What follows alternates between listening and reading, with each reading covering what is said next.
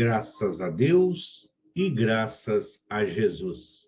Olá, seja muito bem-vindo ao canal Servir e Amar Estudos Espíritas. O Evangelho e os ensinamentos de Jesus em uma visão espírita, auxiliando-nos como ferramenta e instrumentos de aprendizado. Ajude-nos a levar o Evangelho de Jesus em forma de consolação a todos os corações necessitados. Aqui, no canal do Servir e Amar Estudos Espíritas, você encontrará palestras, você encontrará aulas, você encontrará áudios, sempre num esclarecimento dos ensinamentos de Jesus, amparados e sustentados pelos espíritos superiores através das obras da codificação espírita e das obras complementares. E vamos iniciarmos a nossa leitura de hoje do livro Instruções Psicofônicas, esse livro que nos traz tantas informações, que nos traz tantos esclarecimentos através dos diversos espíritos que o ditaram ao nosso querido e amado Francisco Cândido Xavier. Mas antes, vamos fazer a nossa prece. Ave Maria, cheia de graça, o Senhor esteja convosco. Bendita sois vós entre as mulheres, e bendito é o fruto do vosso ventre, Jesus. Santa Maria, Mãe de Jesus e nós, rogai por nós, os devedores, agora e na hora de nossa passagem. Que assim seja. Graças a Deus e graças a Jesus. A lição de hoje, do Instruções Psicofônicas, é a de número 18, Drama na Sombra. É um pouquinho mais longa do que a que habitualmente nós lemos. Porém, os ensinamentos e os esclarecimentos aqui contidos pode e vai nos ajudar a compreender a nossa existência e os dramas que envolvem a nossa encarnação. Drama na sombra. O esclarecimento inicial. No encerramento de nossas atividades, na noite de 9 de julho de 1954, tivemos a presença de Jorge, um irmão que nos era desconhecido e com quem tomáramos o primeiro contato um ano antes. Mobilizando as faculdades psicofônicas do médium, relatou-nos o seu drama na sombra, oferecendo-nos com ele preciosos elementos de estudo.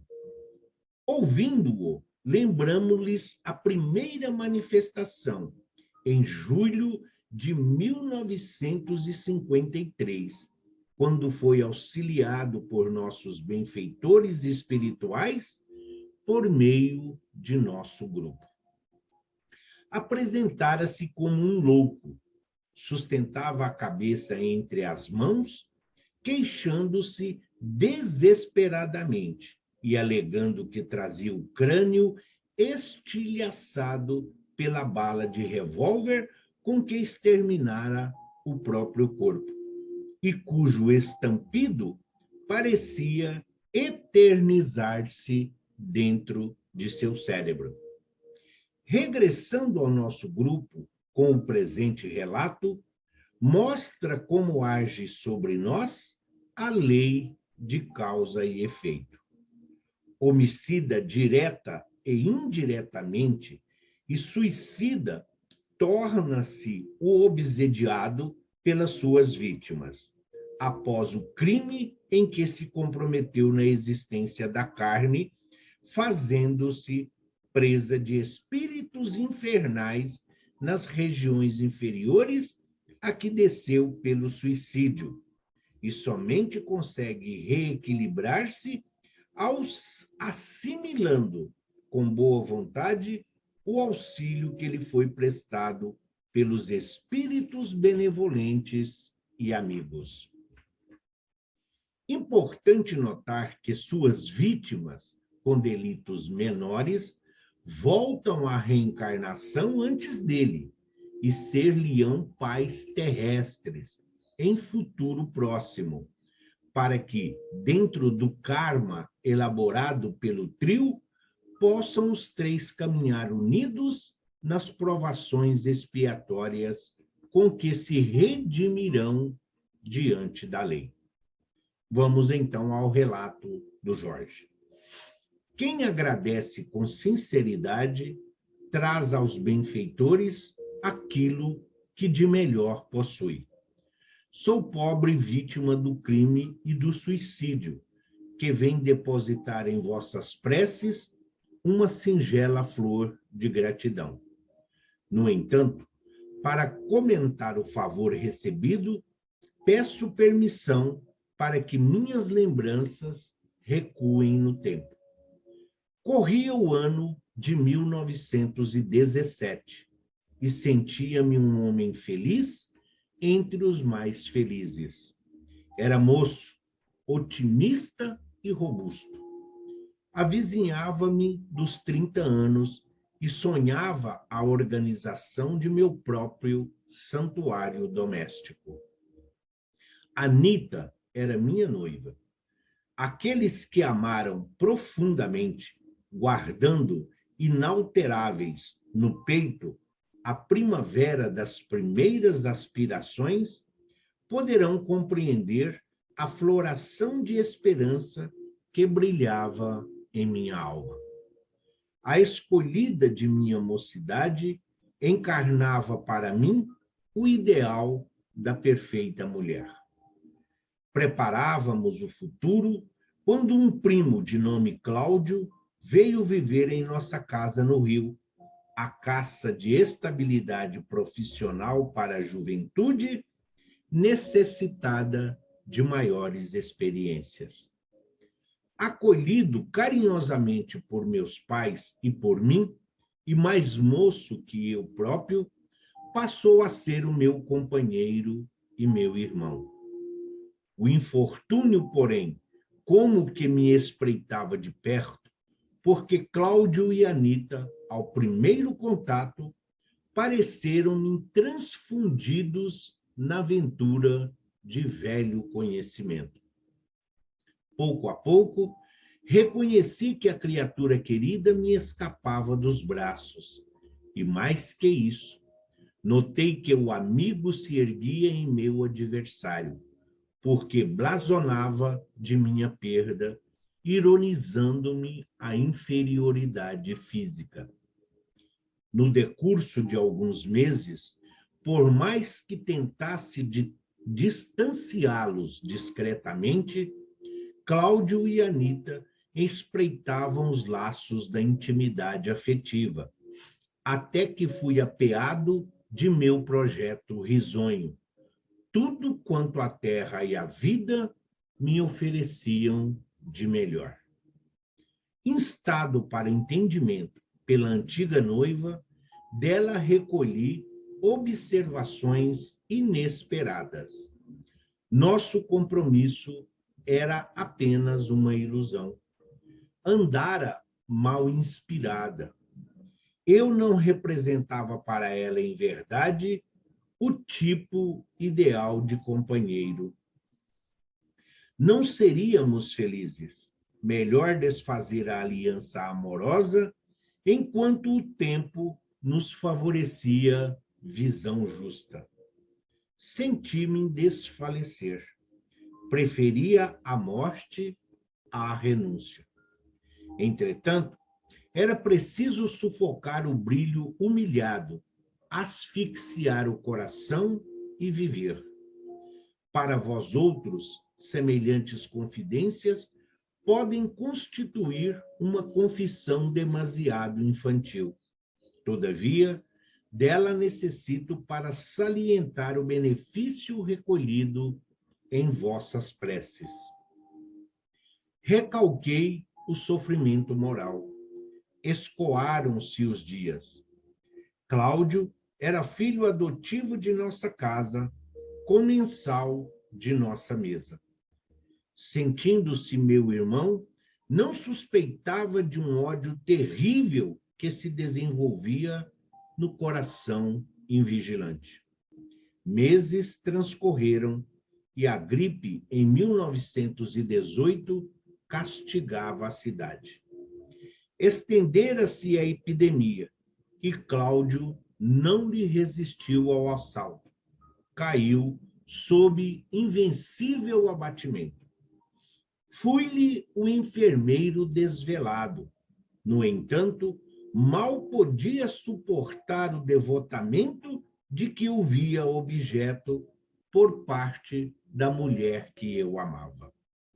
Não compreendia por que se confiara a ela a tamanha versatilidade e, observando-a firme e abnegada em torno do rapaz, entreguei-me gradativamente à ideia do crime.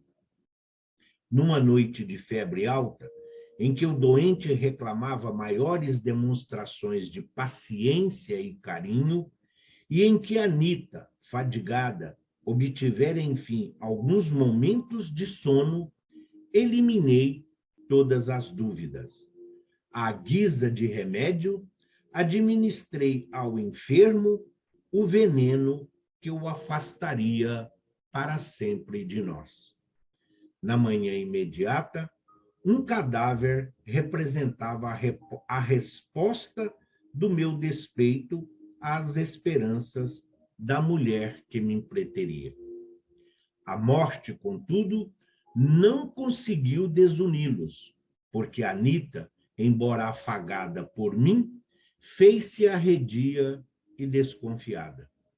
Parecia procurar em meus olhos a sombra do remorso que passara a flagelar-me o coração. E apática, desalentada, renunciando ao porvir, rendeu-se à depressão orgânica que aos poucos lhe abriu o caminho para o sepulcro. Revelava-se contente por entregar ao polvo invisível da tuberculose a taça do próprio corpo. Quando me vi sozinho, sem os dois, mergulhei no desânimo e no arrependimento. E entre a silenciosa interrogação de meus pais e a tortura interior que me passou a possuir, escutava-lhe a voz desafiando-me em cada canto. Jorge, Jorge, que fizestes? Que fizestes de nós? Jorge, pagarás, pagarás. Os dois fantasmas inexoráveis impeliam-me à morte. Inútil tentar resistência. Percebia-os em toda parte, fosse em casa, na vida pública ou dentro de mim. E o desejo de minha própria exterminação começou a empolgar-me. Em dado instante, resolvi não mais me opor à tentação. Meus pais eram bons, carinhosos e devotados. Não lhes podia dar o espetáculo de um suicídio aberto. Na manhã fatídica, porém, notifiquei minha mãe que faria limpeza na arma de um amigo. Ela pediu-me cuidado. Contemplei-a eternecidamente pela última vez. Aqueles cabelos brancos rogavam-me que eu vivesse. Fixei a mesa de escritório em que meu pai, ausente, costumava trabalhar, e a figura dele visitou minha imaginação, induzindo-me a calma e o respeito à vida. Hesitei. Não seria mais justo continuar sofrendo no mundo para, com mais segurança, reparar meus erros?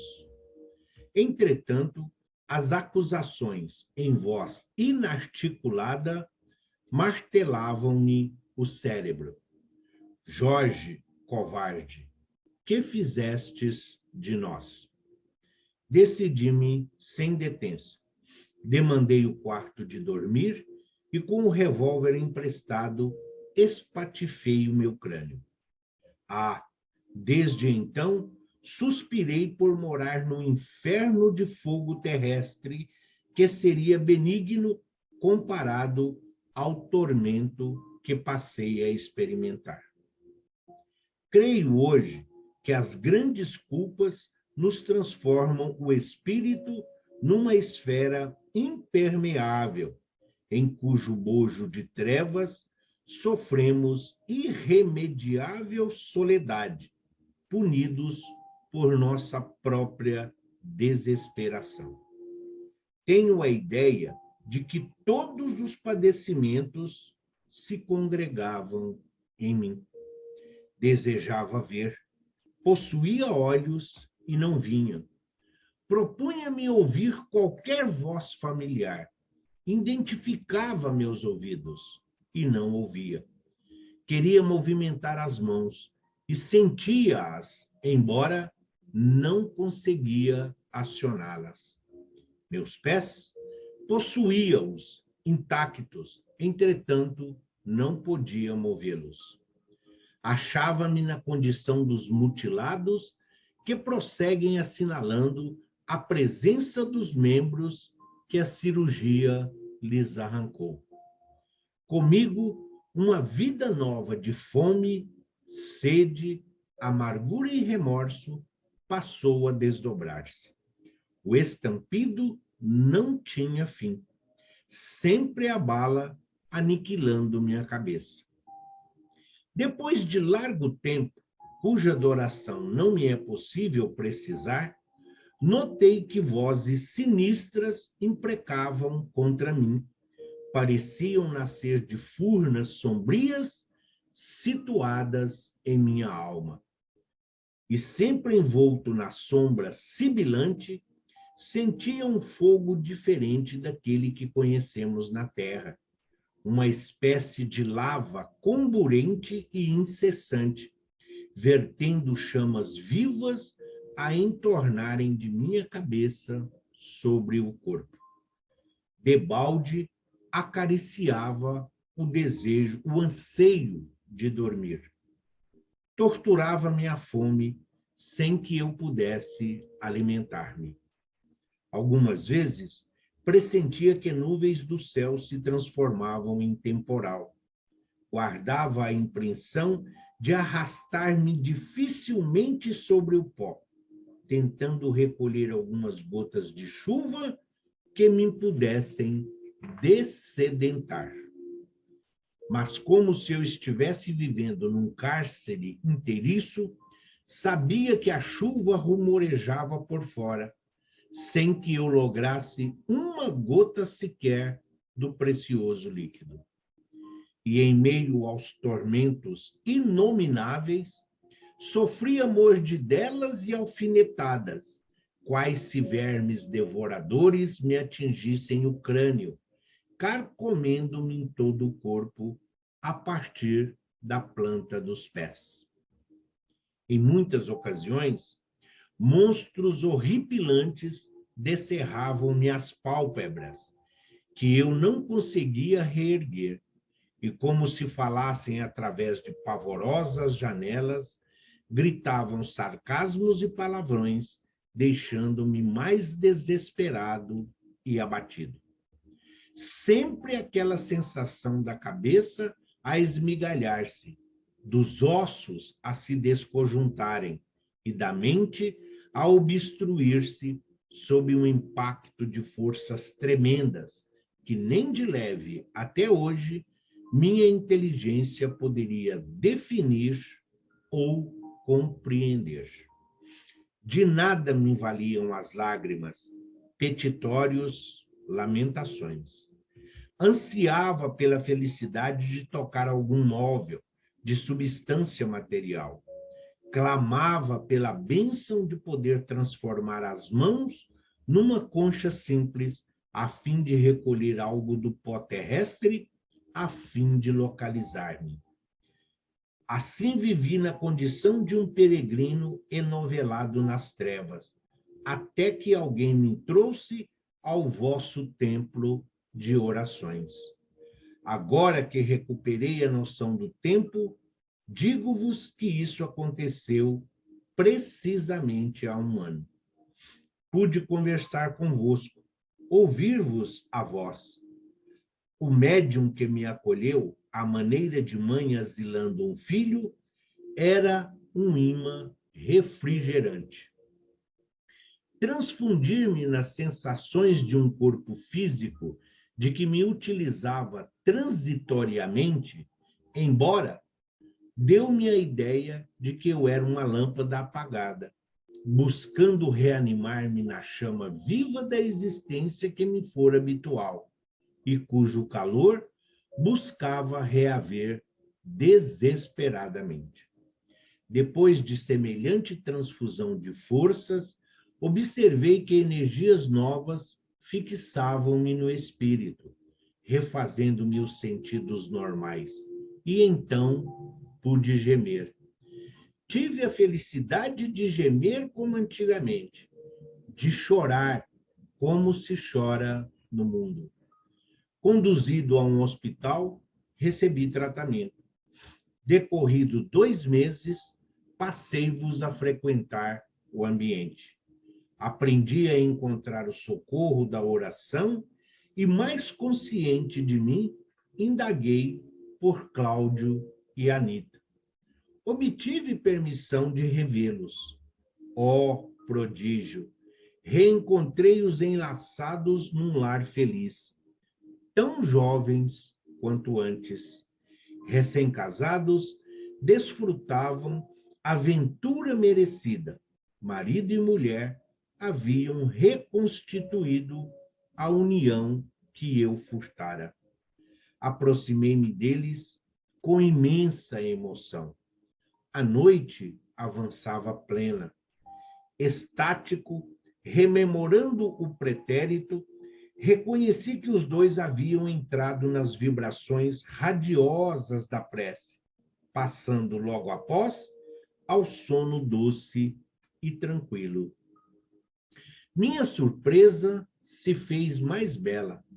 Afastando-se suavemente do corpo físico, ambos estenderam-me os braços em sinal de perdão e amor. E enquanto me entregava ao pranto de gratidão, alguém que está convosco e é para todos nós uma irmã devotada e infatigável, anunciou-me aos ouvidos. Ele está se referindo ao espírito Meimei. Meimei, que fazia parte da equipe espiritual aqui nestes trabalhos. Então, ele está se referindo a ela. E ela lhe diz aos ouvidos: Jorge, o novo dia espera por você. Cláudio e Anita, hoje reencarnados, oferecem-lhe ao coração a bênção de novo abrigo. Em verdade, você receberá um corpo castigado, um instrumento experimental que se lançará à recuperação da harmonia. A fim de restaurar-se, sofrerá você, como é justo, mas todos nós, na ascensão para Deus, não prescindiremos do concurso da dor, a divina instrutora das almas. Regozijei-me, ainda assim, porque nesse santuário de esperança e ternura, será você amanhã o filho abençoado e querido. Despedi-me radiante, e agora, tomado de fé viva, trago-vos a mensagem de meu reconhecimento. Oxalá possa eu merecer a graça de um corpo torturado e doente, em que, padecendo-me, me refaça, e em que, chorando, me reconforte. Sei que, para as minhas vítimas do passado e benfeitores do presente, serei ainda um fardo de incertezas e lágrimas. Contudo, pelo trabalho e pela oração, encontraremos, enfim, o manancial do amor puro que nos guardará em sublime comunhão para sempre. Amigos, recebei minha ventura. Para exprimirmos gratidão, nada tenho, mas um dia estaremos todos juntos na vida eterna. E com o amparo divino, repetirei convosco a inesquecível invocação desta hora. Que Deus nos abençoe. Jorge, um grande ensinamento, uma grande lição. Nós somos espíritos a caminho da luz. Nós somos viajores da eternidade. E a cada encarnação, nós vamos reparando erros, reconciliando-se com a lei divina. Que possamos verdadeiramente sermos dignos e merecedores de sermos chamados filhos de Deus. Aproveitemos, pois, as oportunidades que nos são concedidas e que possamos juntos fazer um mundo melhor. Hoje, amanhã e sempre, que assim seja. Graças a Deus e graças a Jesus.